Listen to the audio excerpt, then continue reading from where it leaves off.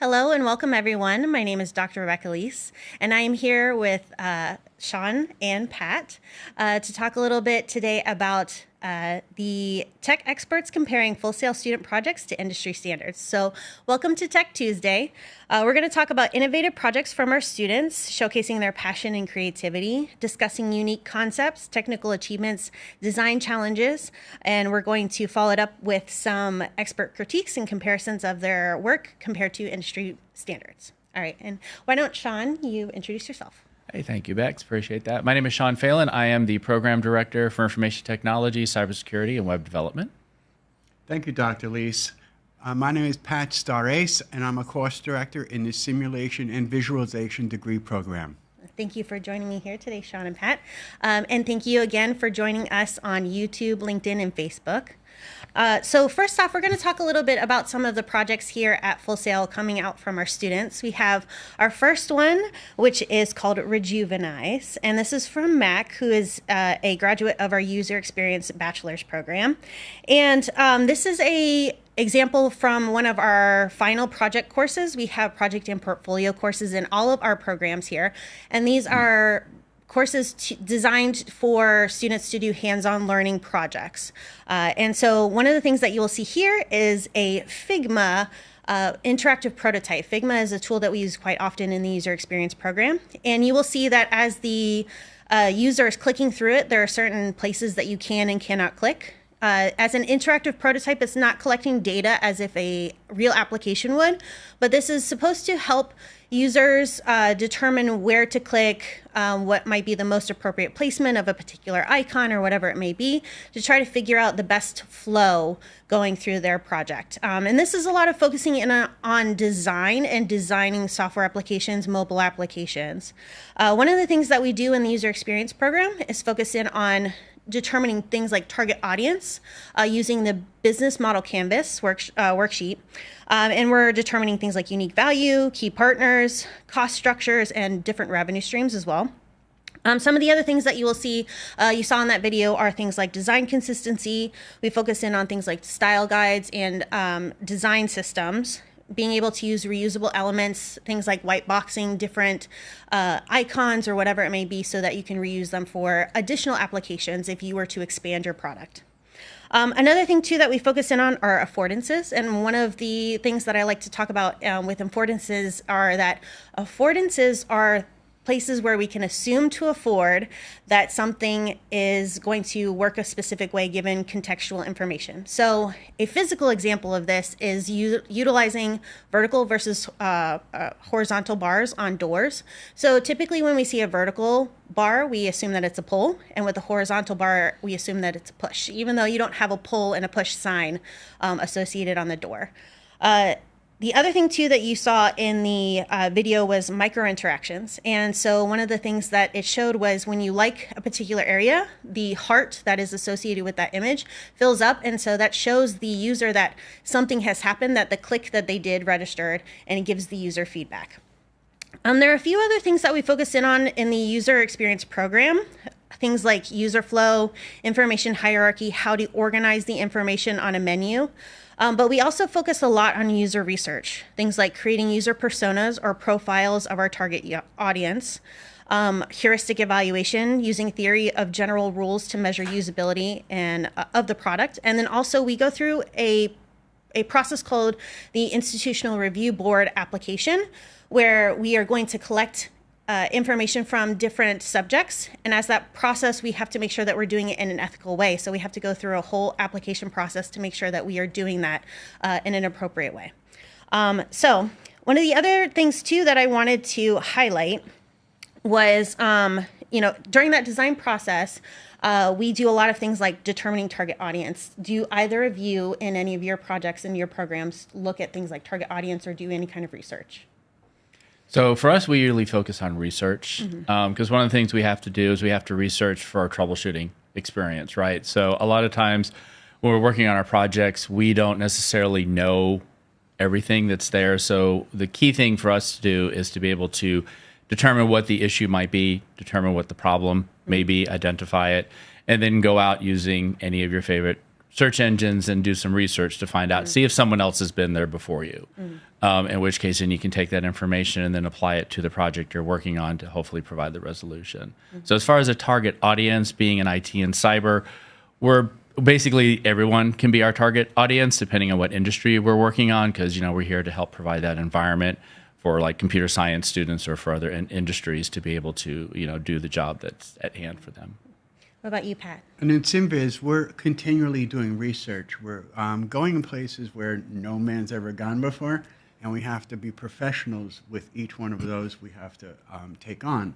So researching is hugely important for us. And target audience, almost every one of our projects has a specific target audience, as we'll talk in a little bit later. For sure, yeah. So one of the other projects that I wanted to highlight is our Plant Link project from Cameron. He is one of our alumni, and he focused in on a smart garden project. One of the things that we are focusing in on here at Full Sail are smart city structures, and part of that is smart agriculture. So Cameron was able to use some of the parts from his Spark Fun kit that all of the students get, all of the computer science students get in the digital logic course, which has a number of different things associated with like Arduinos and Raspberry Pis. And so what you'll see here on the screen is an example of that project where he built a sensor that measured things like moisture in the soil and then light coming in on the plant, and then also connected that to a application that he built. Some of the challenges that he ran into during that project included things like working with online and offline memory caching, dealing with challenges switching between different types of wireless Bluetooth technology, so classic Bluetooth versus Bluetooth Low Energy, and then also working with Arduino hardware components and programming these into the Arduino IDE or environment. So we do a little bit of hardware in the computer science program, but the SimViz program does a lot more hardware-related stuff. So Pat, why don't you tell us a little bit about our Stewart platform here? Sure. This is one of the first projects that the students actually build, and this is a Stewart platform. And these are used in flight simulators, car simulators. If you've gone to any theme parks and gotten moved around, there's one of these underneath you, just much bigger. So the students use all the tools that they've learned along the way to build and fabricate one of these. And they have to learn how to model it. They have to learn how to 3D print it, design a circuit board, and program the microcontroller. And this is going to go through the 6 degrees of freedom. So yaw like you're turning in a plane, pitch like you're pitching up and down in a plane, roll like you're rolling in a plane, heave like you went over a bump in the car, surge like you gave a car gas or put on the brakes, or sway like you're going around a corner. So these students then take these projects that they build and they build upon it in subsequent courses. And one of them I want to talk about now, and that's this positive cause, and that's this SECO ladder. And the SECO ladder is a tool that can help children with cerebral palsy exercise their muscle skills.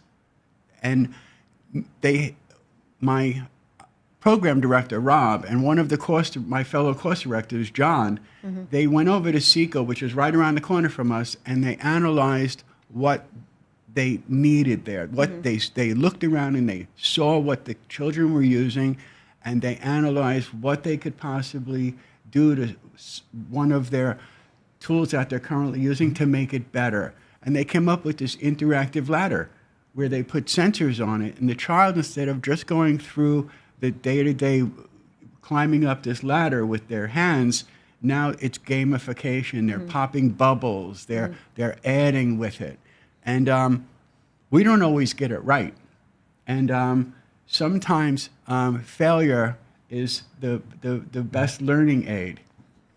So we believe in mistake-based learning, because failure is the best teacher. Yes. Yeah. And when you were talking about target audience, yes, this particular project was targeted to helping kids with cerebral palsy. That's awesome. That's fantastic. One of the things that we like to focus in on here are those positive causes. And both of the projects that I mentioned before with the UX project and the Plant Link project in the computer science, both of those are also designed to hit some kind of positive cause. One of the other things that we like to focus on here at Full Sail are things like community. So one of the projects that I want to showcase now is called Canister. This was built by Emilio, who is one of our CS alumni. And he essentially built a platform for students to share projects across different degrees. So we have students from game development, interactive technology, computer science, recording arts, music production, computer animation, and some of our film degrees that are utilizing this website now to showcase what they've done in their program and then also how they can work together, which is really fantastic. Some of the industry standards that they have focused in on with this project, that Emilio did with this project, were things like usability testing, testing with the other Full Sail students here to make sure that the website was meeting their needs, and then also things like database optimization and management strategies. So then at this point, I'm going to segue into some of our projects that we're doing within our AI concentration, our artificial intelligence concentration. This is one of our newer program offerings. It started in 2022. And we are now having students go through the final project courses where they're going to build out a project related to some kind of machine learning or some kind of advanced artificial intelligence algorithms. And so one of them is called Facecraft. This is from a group of students, Timoteo, Ethan, and William, who created an application to generate faces, either given noise, given a text prompt, or given an image, and they use generative adversarial networks in order to do this. Some of the techniques that they used here are things like Docker and containerization, and they also used a lot of things like machine learning models and making sure that they're training and debugging those particular machine learning models.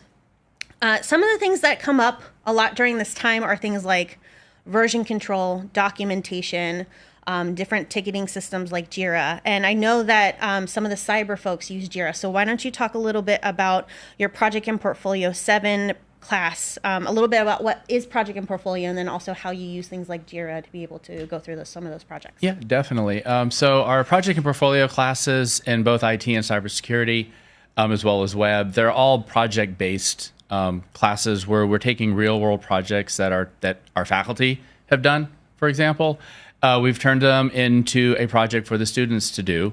It becomes part of their digital portfolio. Mm-hmm. You know, it's important because a lot of times, again, we don't produce a product in information technology, cyber. Web does, but for IT and cyber, it's mostly supporting in some way, shape, or form.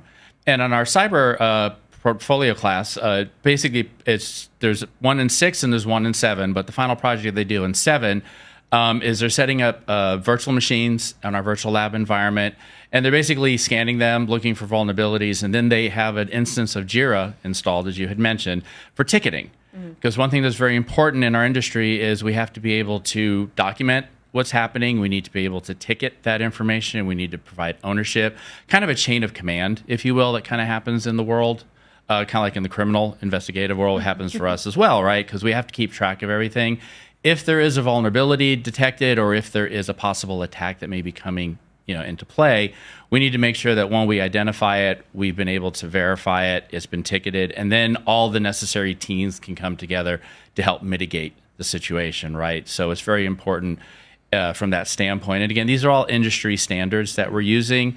A lot of the tools that we use, Agile, if you're used to with project management, is one of the things that we have our students go through, because there's a lot of flexibility in what we do with a lot of our projects in that.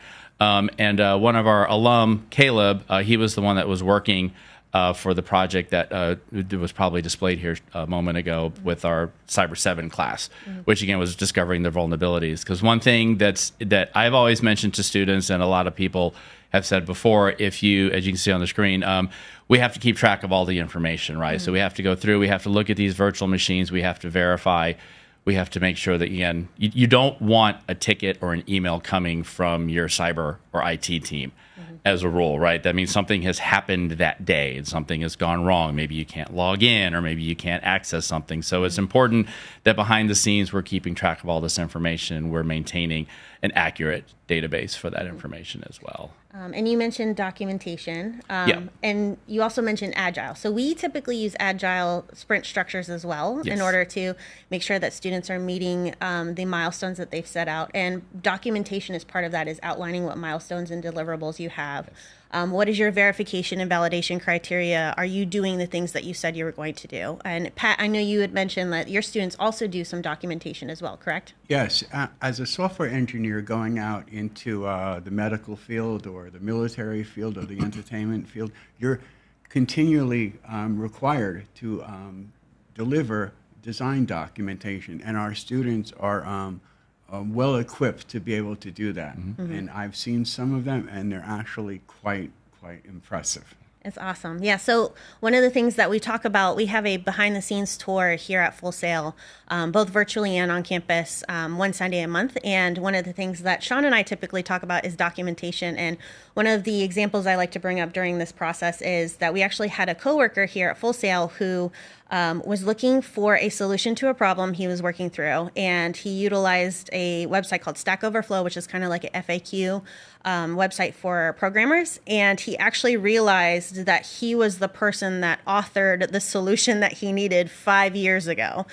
So a lot of times we are doing a lot of problem solving. It's hard to remember what you're doing from day to day. So documentation is so very, very important. Okay, so let me segue into some of our IT projects. Why don't you tell us a little bit about the Marone Law Firm? Yeah, we'll talk a little bit about Marone Law Firm. Some students out there may have triggered with that statement. But yeah, the Marone Law Firm is a fictitious law firm that we created. This project and Portfolio 1 was actually based on a real world project that I had to do working in healthcare.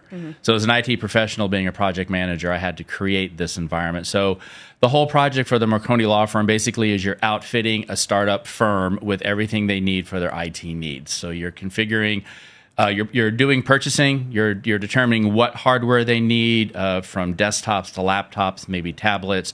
You're getting them a server. You're configuring the operating systems that's installed. Of course, we're working in a Windows environment in this example.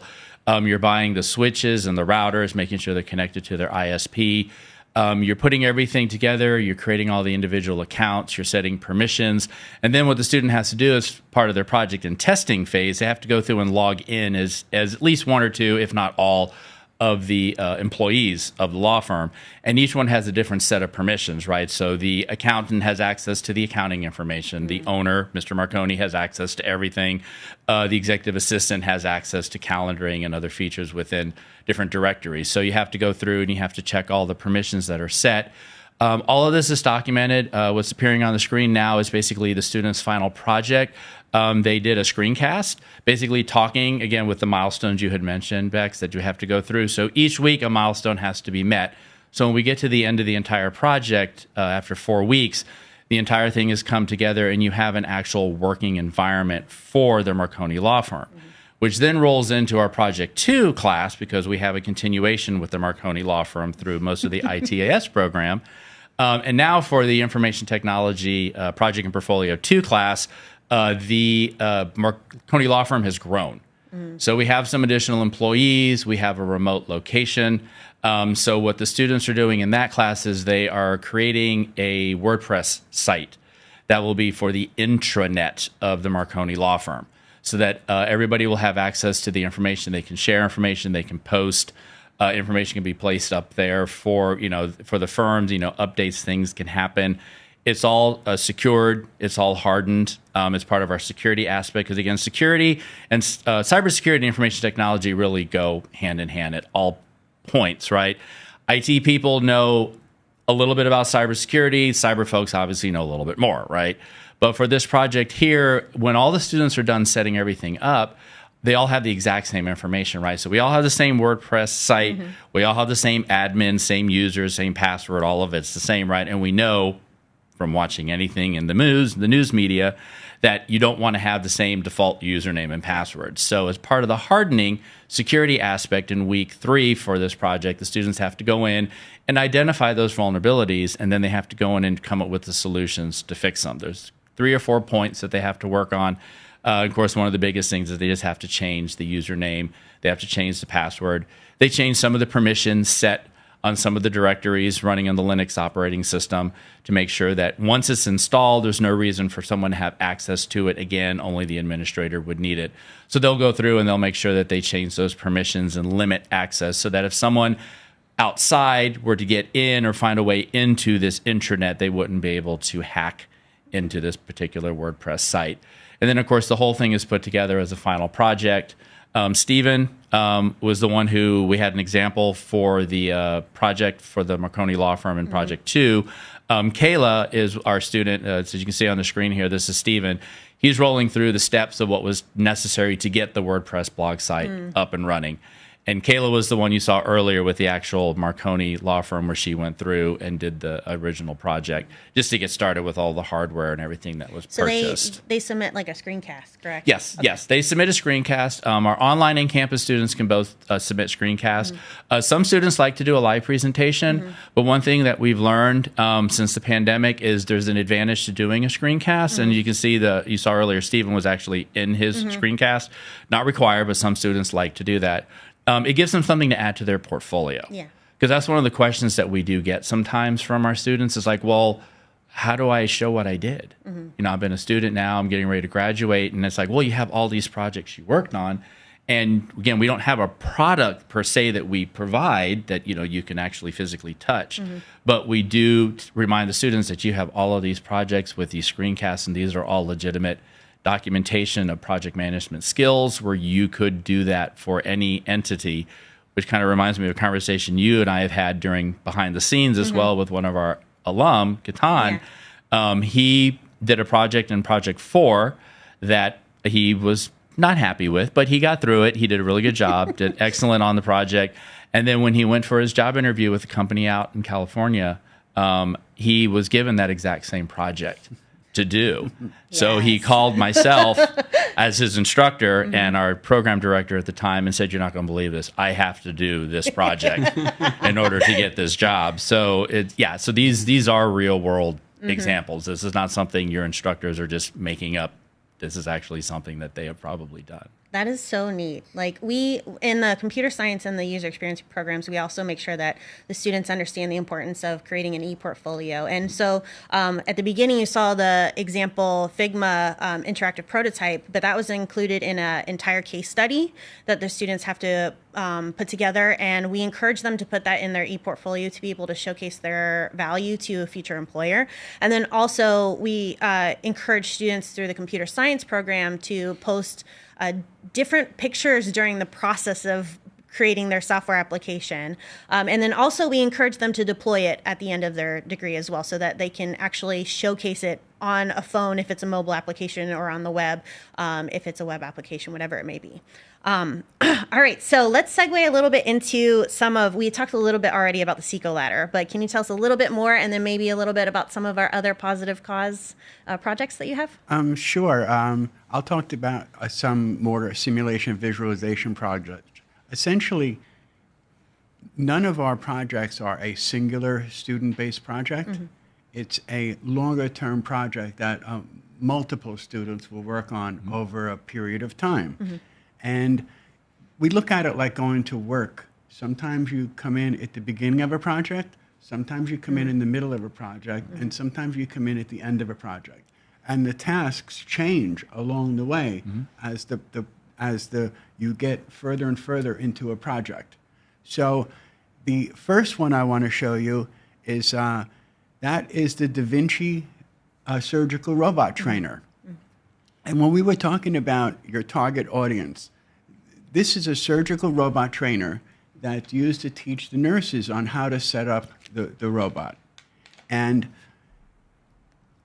not everybody has a surgical robot. They're millions and millions of dollars. So how can you make the training of it better? So in the VR courses in SimViz, they created this trainer, and it teaches them without having to have the robot on how to set the robot up.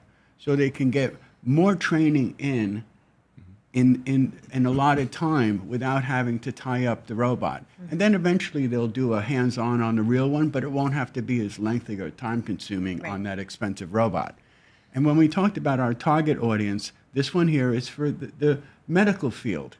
And when we talk about industry standards, meeting industry standards, our students are utilizing industry standard tools, you know, whether it's Visual Studio to write code, or it's SolidWorks to create 3D models.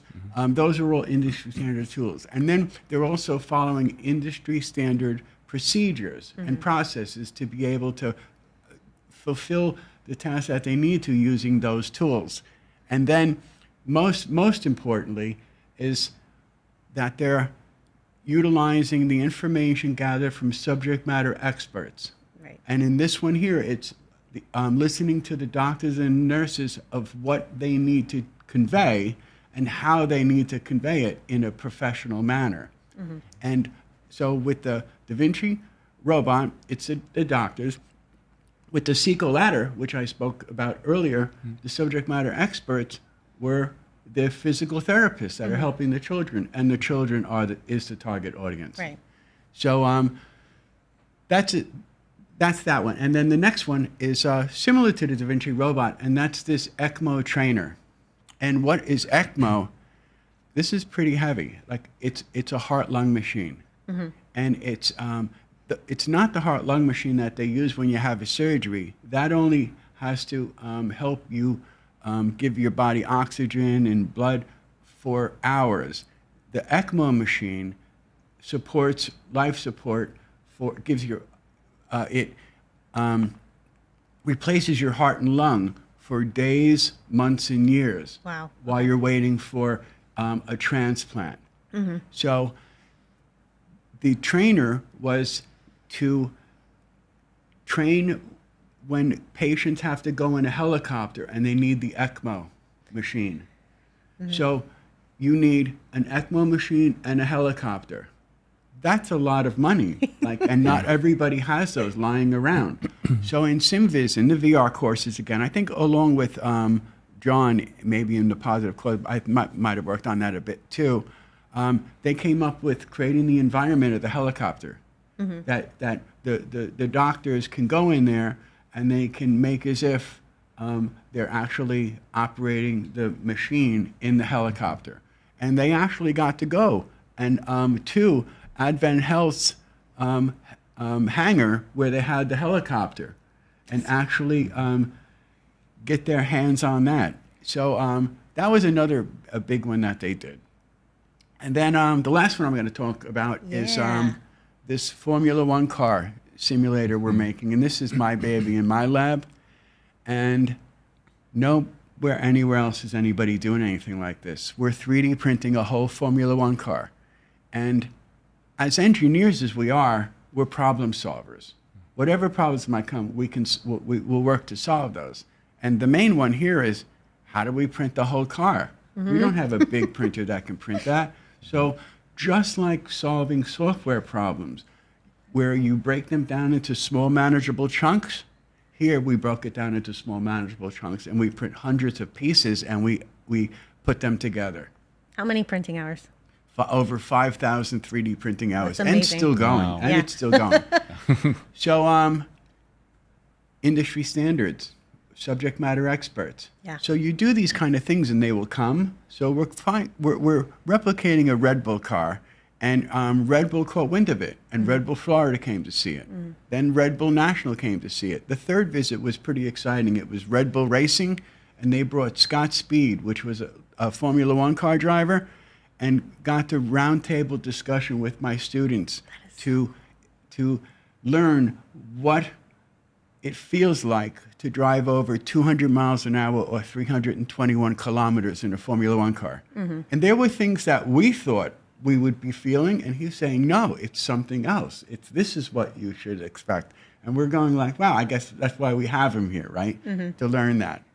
So, yeah, that one's pretty near and dear to me. And again, we're following industry standards, though we are paving new road, like with what we're going to do. I think what we're going to do might actually even some of the real F1 teams might actually want to use some of the tech, because at Full Sail here, we definitely are out of the box thinkers, but I look at it we're outside of the box of the box, like a multitude of boxes.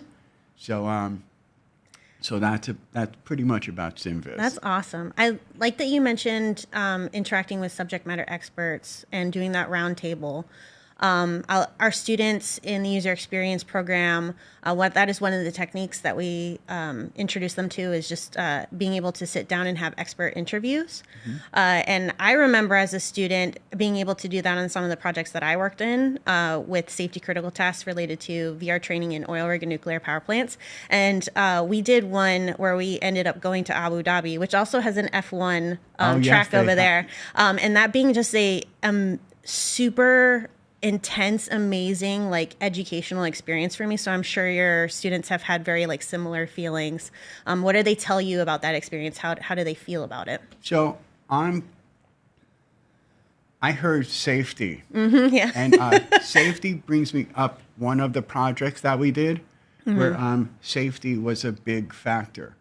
And we had worked in alignment with Boeing to create a high-performance, small footprint pilot trainer. And it was a mechanical motion-based motion system. And with a company such as Boeing, we had to follow all of these strict international safety guidelines because it's a moving piece of equipment and you don't want to hurt anybody, right? So in that, thank you for bringing that up because that reminded me about that. And the students worked on that project that took Best of Show at Boeing's Global Research and Development Conference. And then they get to put on their resume that they worked on this Boeing project. That's fantastic. That is amazing. So what we get to do with our subject matter experts is we use our Cyber IT Club for opportunities and also guest interviews. So we've had some interesting guest speakers come into our Cyber IT Club and into the classroom. Cyber analysts have come in. We've had discussions with our InfoSec managers, the connections being made across campus, which is one thing that we try to do with our students to make sure that IT and cyber are pretty much everywhere. So in a lot of ways, our students are involved in projects outside of just the world of IT and cyber. So we invited some film students in to come for a discussion, one of our cyber IT meetings where we had IT and an employee of Paramount was speaking about all the tech that's involved there. He is a graduate of Full Sail. Oh, wow. And he came in to talk about how he transitioned into the world of cyber to protect, the environment, right? Because obviously there's a lot of material available on Paramount. There's a lot of, movies, streaming, all that information is out there. So it was very important. So we had film students in that discussion. We had our cyber students in the discussion. And it was a good opportunity to listen to the experts again, because a lot of what we do is it's all industry based, and if we can get those experts to come in and talk to our students and share their stories, it definitely makes a lasting impression for our students, I think. One of the things that we haven't talked about yet, and we didn't really talk about this before, was one of the things that we also do here at Full Sail is we have what we call program advisory committees. And these are meetings that we get together with industry professionals in order to figure out what's going on in their field of study. And so Sean and I do this as part of our yearly tasking, right, is to get together with industry professionals, make sure that we're teaching the right things, that we are highlighting the skills and techniques that are currently being used. And because we are a school that does a new class each month, we have 12 different opportunities to iterate on our classes each month to integrate all of that new upcoming information into our degrees, which is fantastic. One of the other things too that I wanted to highlight, I had mentioned before, we had the PlantLink project that we showed on the screen. And one of the things that I forgot to mention when we were going over that is related again to that positive cause in the community. One of the things that we're focusing in on here is that smart agriculture, and we're trying to integrate that into some of the other areas within Full Sail. So we actually have a butterfly garden behind Building 4.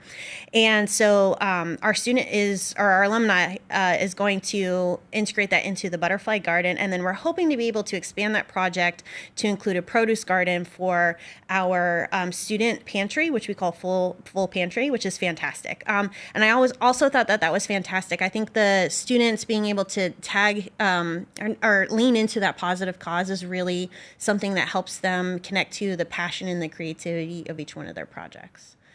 So before I move to any kind of Q&A, do either of you have any additional like thoughts, comments, anything? Oh, there was one I forgot to mention. We talked about version control, right? And so version control is very, very important for all of our programs.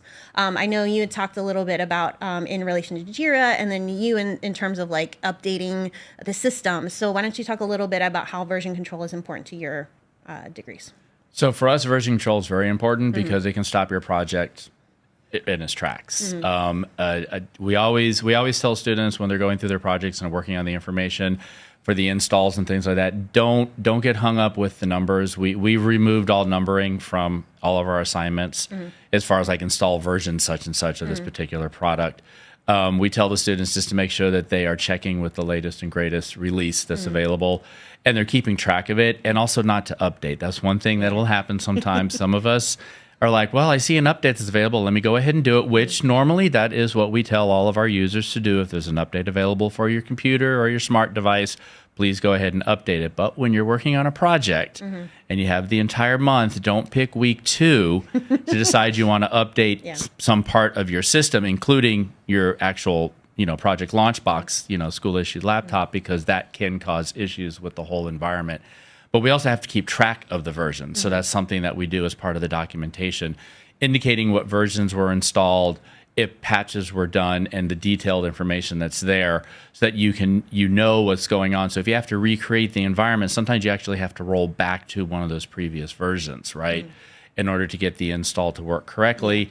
And then as other components begin to update, then you can update the whole process, because again, it can wreak havoc on a project just by installing one patch for one system can make it very difficult. What kind of challenges have your students run into? Version control is very important for us. Yeah. If it's a student working on a project and it's a week long or 2 weeks, it doesn't really matter. But on our projects where they could be weeks, months, half a year, you absolutely want version control, right? Because the code base is continually changing, and it has been known that people can break the code, right? It's not unheard of. So in our program, it's very important. So whether you're using Git or Perforce, those are the two main ones that we're using. It's mandatory that students know how to do that. And plus, on your resume, they as an engineer, they want to know you know how to use version control, because you're going to go right into a version control environment. Yes. And then always comment your code. Yes. Always comment your code, which you don't really see as much as you would like to see. But that's another part of the version control, because just to have the different versions is one thing, but if somebody's got to pick up on it later. And they're trying to sift through it, right? So, I really like that you highlighted the importance of using version control in a team, because that's where we see a lot of the issues. Whenever students are starting to work together, that's a learning moment to say like, okay, we really don't want to overwrite each other's code. So how can we do that? And the best way to do that is doing best practices within version control. And we also use Git and GitHub as well. I think the gaming programs use Perforce a little bit more, but we end up using Git, GitHub, and a little bit of Bitbucket in some of our degrees. So one of the main reasons why I like Perforce, it handles like a large file. You don't need Git LFS, and then you also can't write over something somebody else is using, because you have to check it out. You check it out, and then it means nobody else can can write over it. So fantastic. All right. And then the last thing that I wanted to mention before we go to Q&A is we talked a little bit about like unit testing and doing testing throughout the programming process to make sure that what your code is doing is exactly what you want it to do. Can you talk, Pat, a little bit about some of the types of testing that you do within SymViz? So that's another big part of what you have to do. And, you know, sometimes students can solve a whole big task in one shot. Sometimes they need to break it down into small, manageable chunks. And you do it in small, manageable pieces. And so you'll do your, you know, your testing to make sure one part works, testing to make sure another part works. This way you can isolate where that problem is, because if you just go and throw everything in one big shot, you might not really know where that problem is. So that's true for IT. I Yeah. mean, that's one of the big troubleshooting steps. I think it's true with any code, right? Yeah. You can't. If you throw it all at the wall, one of them's going to hit, and it's like which one fixed the problem. And sometimes they hope that the first shot works, right? And sometimes it does. Fantastic. All right, so we're going to hand it over to some of the Q&A online. We have a person from a digital marketing master's program online. How would I be able to help the professionals in this field during the research phase with the skills I'm learning? That's a great question. I'm not as familiar with the digital marketing program, but a lot of what the UX degree does when they're determining what should or shouldn't be in an application is to try to figure out what does the user want? And sometimes that user is not readily available to them.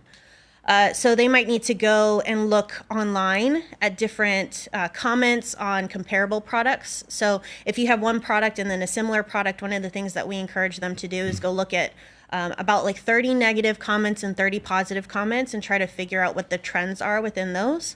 I imagine that's a little bit of an overlap with the digital marketing degree. And then also trying to figure out what is the best way to market that particular application so that it's going to actually be used. Because there's a lot of technologists out there that build fantastic, amazing projects, but they are not necessarily the best at being able to sell the product or market the product. So then they have to be able to work with people who are in marketing to make sure that their project actually gets adopted. And so I think that that's probably the best way for you to be able to overlap some of your skills, and just doing a lot of like research. What is out there? What is available to you in those comparison products moving forward? And then we have another, before I move on though, does anybody have any additional information about digital marketing or how that improves? Okay. I think it was great. Thanks. What type of KPIs or key performance indicators does the computer science program use to gauge progress and positive production? Those are fantastic questions. So we typically will look at different things. So in some of the project courses, we have outlined specific deliverables that the students have to go through. But in other projects, the students determine the deliverables. The students are the ones who are saying, I'm going to do X, Y, and Z. And we have them do this in order to make sure that they understand scope and how easy it is to blow scope way out of proportion and overpromise and underdeliver. So one of the things that we focus in on are things like how to break up a project into manageable parts, we were talking about a little bit earlier, and then how to make sure that you have a actual thing that you can deliver to your client throughout the process to make sure that you are holding each other accountable. The client is holding you accountable and you're holding the client accountable. The client is making sure that you're producing whatever it is that you said that you're producing. And then you are making sure that the client doesn't have unrealistic expectations about what could happen with the technology. And as a computer scientist, you are the expert in the technology, so you can tell them what is and what isn't possible in order to be able to guide that conversation and make sure that you are successful with the project at the end of the day. Okay. Recent graduate in simulation visualization. He said, hi, Pat, good to see you. Wanted to ask if you've had any new development on the F1 car. You want to tell us the latest and greatest? Hey, Jake, how you doing? It's good to hear from you. I'm doing great. I hope you are. So the F1 car. So currently right now, I hope that within a few months, we have the paint on it. You know, I really, really, really do. And then we can start putting the graphics. But what kind of cool stuff we're working on now is we actually have a motion system that we're going to incorporate into the chassis. So it's not going to go up on that big motion base because then it's going to be sitting up in the air. So we have this real motion system that we're going to incorporate into the chassis. So you'll get into the car at the height of the car, and then it'll lift up a little bit and do all that really cool stuff. And this is actually the only motion system that's officially approved by the FIA, and that's the governing body of Formula One. Okay. Another really, really nifty thing, and this is why I'm saying this, the F1 car is vertically developmental, where you'll build things that you would expect, like a simulator where you drive around a track. But laterally, we could do lots of things, like with the HoloLens, you look at the car and see the engine inside of it. But we're adding some components to it right now, and one of them is in the real car, there's a little camera right in front of you called the cockpit cam, looking at the pilot. And the students found out which camera would work, how we're going to do it, and there's a Raspberry Pi with a camera, and we've got the coolest little printer. It's a dye sub printer. So when you sit in it, we're going to pull a picture of you, and it's going to give you like a memorable picture of you sitting so in the cool. F1. Awesome. So Jake, that's just some of the things. That's but so stay tuned, because there's going to be color on it and the graphics soon. And again, I hope you're doing great. Thanks to hear from you. We have another question that says, what have the current students been working on, and what are some of the things you're thinking of adding to in the future? I'm assuming that has to do with the F1. We talked a little bit about what the current things that you're working on. What about future stuff? Do you have any additional future things that you're focused in? Well, right now I have my students side-loaded, and they're side-loaded with what's going on in the first room, where we have the motion base and the space shuttle simulator. So we have hardware that's getting old. So again, this is just like what happens in the real world. So what my students have been tasked with is we're using the old Unreal Engine 4, and we're using an Oculus CV1, which is like 7, 8 years old. And every Windows update gives me an anxiety attack that the headset's not going to work anymore. So the students are bringing the code up to modern day technology. And it's pretty fascinating to watch, because they have to do an incredible amount of work, where now UE5 doesn't recognize a joystick. And I'm going like, what? This is crazy. So the students have to figure out a way for it to recognize joystick, by using their super skills that they have. That's amazing. Okay. So we had talked a little bit about GitHub. So Git is a type of version control that allows you to push to GitHub. And the GitHub is really kind of the place where it is housed almost. But we use a lot of different types of version control software during that process. We will use things like GitHub, GitHub Classroom. We might use other things outside of GitHub but are Git-based, so things like Bitbucket. We mentioned before. What kinds of version control tools do you use when you're using Git? Git and GitHub? I don't use Git. Okay. I use Perforce perfect. primarily. Okay, yeah, we did talk about that, yes. So that's mostly what we focus in on here. And then the next question, are you all merging your curriculum to teach AI as well? So that's a great question. We actually have a separate offering through the computer science program that is essentially it's a bachelor's degree in computer science with a concentration in artificial intelligence. And that degree has 7 unique courses from some of the other offerings, like our computer science traditional or our mobile development concentration. And those 7 unique courses focus in on things like natural language processing, computer vision. We also have things like security and AI and human AI interaction as part of the course offerings. If you're not familiar with natural language processing, it is the underlying technology for things like ChatGPT. And then computer vision is the underlying technology for things like self-driving cars, where you use image and video data in order to allow the computer to automatically process the information in front of it. So we do actually have a artificial intelligence grouping of classes, and I highly suggest looking into the computer science degree with a concentration in artificial intelligence. How can we join a project with a company similar to Advent Health or Echelon?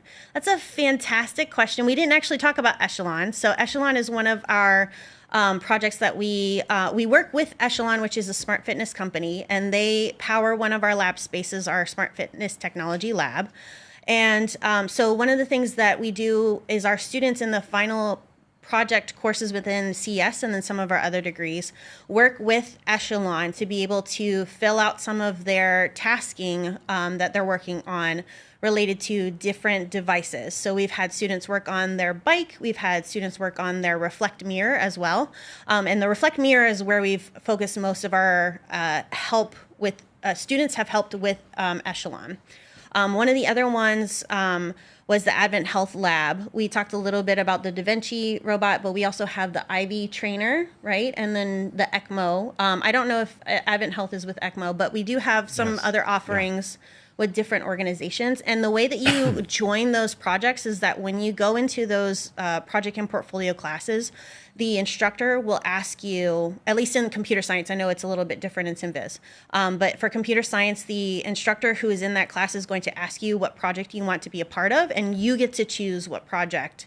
And it'll depend on like if there's a space on the project for you to be able to fill or whatever it may be, but you can also pitch a passion project of yours as well. How does it work in SimViz? SimViz, there are predetermined projects, but except not in all the classes, because in Project and Portfolio 4, after you build this, you then create your own game or experience.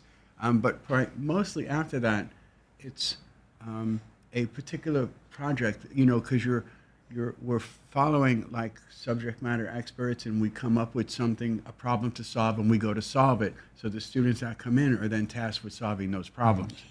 And but we do occasionally get students that want to roll their own. Like I had a student who was visually impaired, and I let him do whatever he wanted. And some of the other course directors did well, and he was creating a belt you wore that had sensors on it, and it would buzz him when there's like obstacles in the room.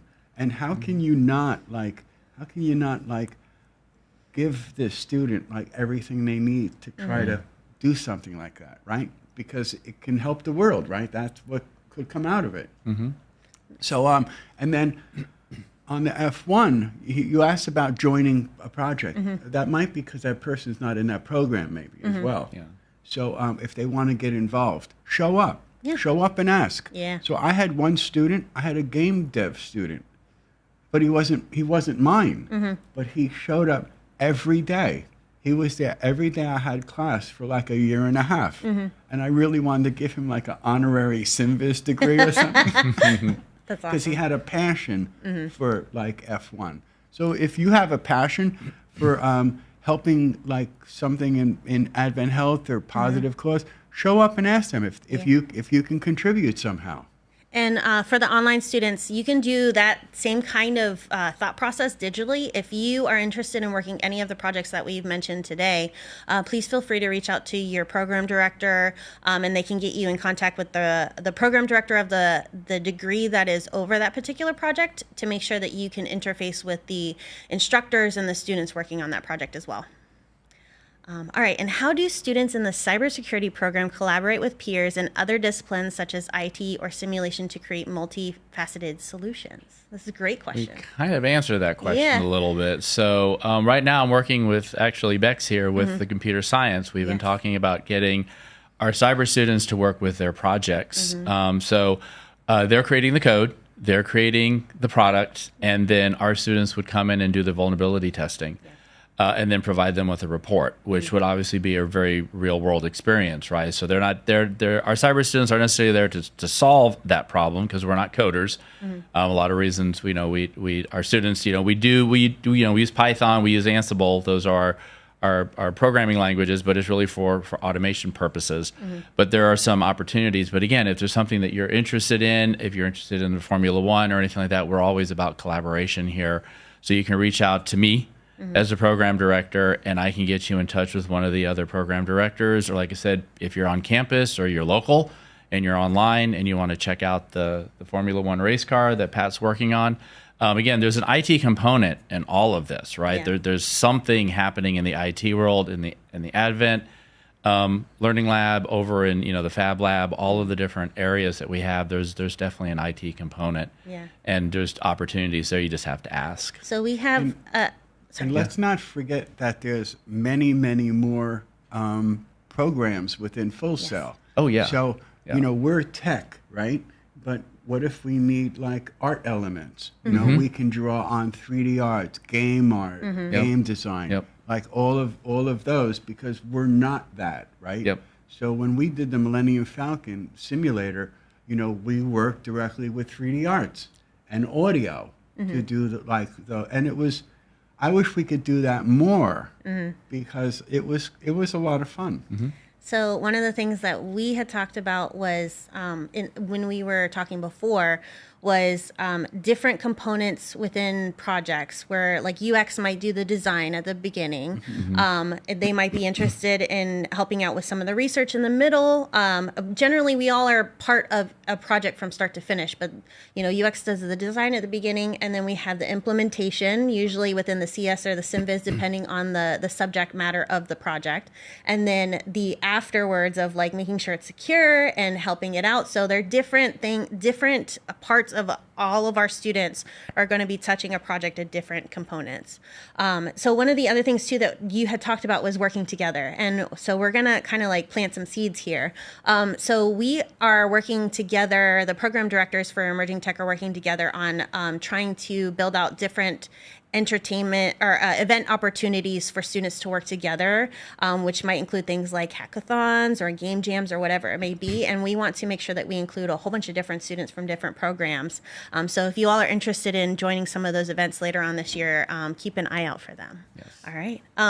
Next question is, how do programs teach ethical hacking and responsible disclosure as part of cybersecurity projects? That's a you question. That's a me question. So we always get the ethical hacking question. We are a blue team, primarily leaning toward purple. As I always describe to my students, and we've talked about this behind the scenes and other opportunities, it's really you learn the tools, you learn what the bad guys, if you will, are doing that can cause the problems in identifying it. We aren't ethical hackers. We don't teach ethical hacking per se. That's opening up a whole can of worms that, believe me, our IMT department would probably not be happy about. However, we do have the skill set, so you are exposed to the tools, you understand what needs to be done, you understand how to identify it, address it, mitigate it, and everything, and all those different components. And of course, when it comes to the mitigation part of it, a lot of times our students are really surprised to learn it doesn't just involve, it's not just an IT cyber thing anymore at that point. It really expands out to a lot of other departments within the organization and also outside of the organization, depending on what the situation may be, because you might find yourself in an environment where, as you know, we have a lot of shared resources here at Full Sail. We do a lot of stuff in-house, but we have a lot of stuff that might be housed on a service. So who is responsible? Who do you invite to the table when it comes time to figure out what has to happen at that point to resolve the issue? Another thing that we forgot to mention when we were talking about how students can work together was we didn't mention the Smart Lab. The Smart Lab has a lot of Internet of Things devices that the computer science students work with in the wearables classes, wearables and Project EPortfolio 4.